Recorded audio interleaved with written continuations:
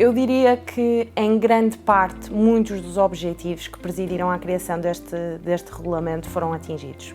Por exemplo, se pensarmos em matéria de simplificação normativa do regime das custas processuais, foi um dos objetivos que claramente foi atingido. Nós passámos de ter, anteriormente, mais de 200 normas que estavam em vigor e muitas delas que se encontravam em diplomas avulsos para menos de metade do que isso.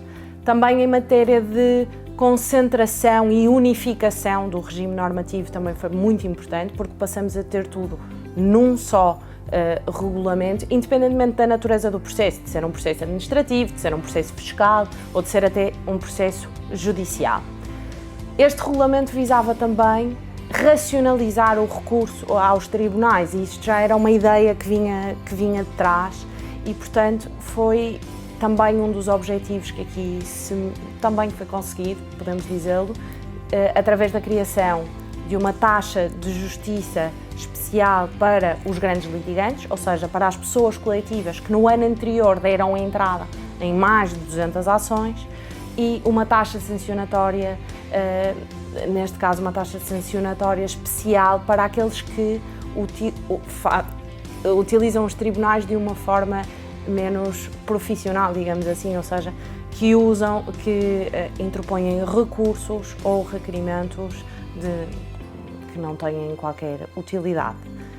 Há pontos que não foram totalmente atingidos e aí acho que distinguia aqui dois.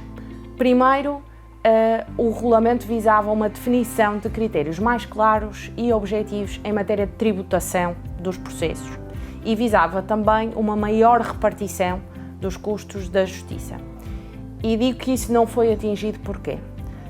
Se pensarmos nas ações de especial valor, ou com um valor elevado, neste caso falo de ações que têm um valor acima de 275 mil euros, este regulamento indexou a tributação dessas ações somente ao seu valor, não criando um teto máximo. Portanto, basta pensar no seguinte: se tivermos uma ação no valor de 1,5 milhão de euros, não é?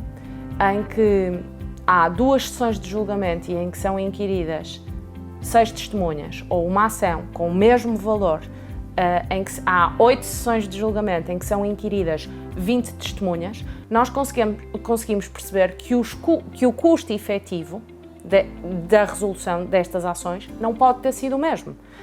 E refiro em termos de ocupação de sala, horas despendidas pelos magistrados judiciais, horas despendidas pelos funcionários judiciais, mas a verdade é que este regulamento permite que em ambos os casos, que são diametralmente opostos, o valor da conta do processo seja exatamente o mesmo.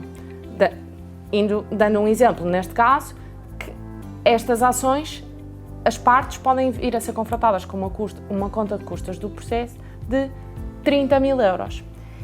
E se pensarmos que estes 30 mil euros são repartidos pela parte vencida e pela parte vencedora, ainda menos sentido isto faz. Portanto, a parte vencedora, não obstante ter ganho esta ação, vai ter que pagar 15 mil euros, ficando totalmente dependente da capacidade financeira que a parte vencida tem ou não, para a reembolsar desse montante. E, portanto, isto muitas vezes faz com que, e esta inexistência de um teto máximo, faz com que não haja efetivamente uma taxa, ou seja, não há uma correspectividade entre o serviço que é prestado aos cidadãos da administração da justiça e aquilo que é a conta final. E, portanto, isto passa quase de uma taxa para um imposto. As áreas que merecem uma revisão mais urgente, não quer dizer que não haja outras, mas são tudo o que diz respeito à taxa de justiça remanescente, ou seja, destas ações de valor elevado, acima dos 275 mil euros, através da criação de um teto máximo, do que pode ser pago, ou seja, sabermos à partida e podermos dizer à partida que litigar nos tribunais judiciais a conta final no máximo vai ser de X e não vai passar disso. Definição do momento em que a redução ou a dispensa desta taxa de justiça remanescente deve ser pedida, não é? Criação de de critérios mais claros e mais objetivos para a definição dos casos de redução ou de dispensa, exatamente para depois não haverem até decisões dos tribunais que quase que acabam por ser contraditórias entre si e muito semelhantes, não é? Às vezes, em casos muito semelhantes, digamos assim, porque não há critérios objetivos de quando é que se deve ou não dispensar ou reduzir a taxa de justiça. E depois, outra área que eu acho que tem que claramente ser revista é o caso da parte vencedora neste tipo de ações.